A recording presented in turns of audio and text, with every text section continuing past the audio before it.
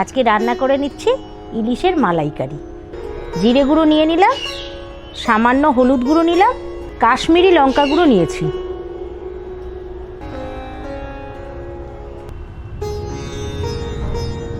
কড়াই গরম করে নিয়েছি, সর্ষের তেল দিয়ে দিচ্ছি।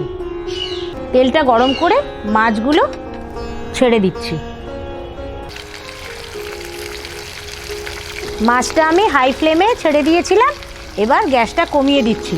মাছগুলো হালকা ভেজে নিয়েছি, এবার তুলে দিচ্ছি। আর একটু সর্ষের তেল দিয়ে দিচ্ছি, তেজপাতা ফোড়ন দিয়ে দিচ্ছি।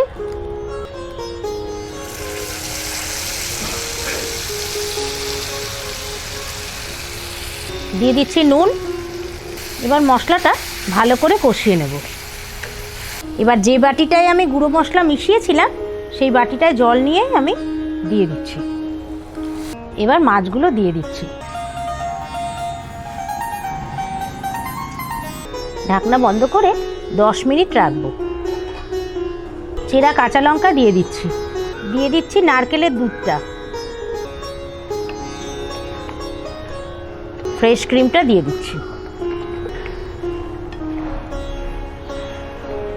নামিয়ে নিলাম ইলিশের মালাইকারি।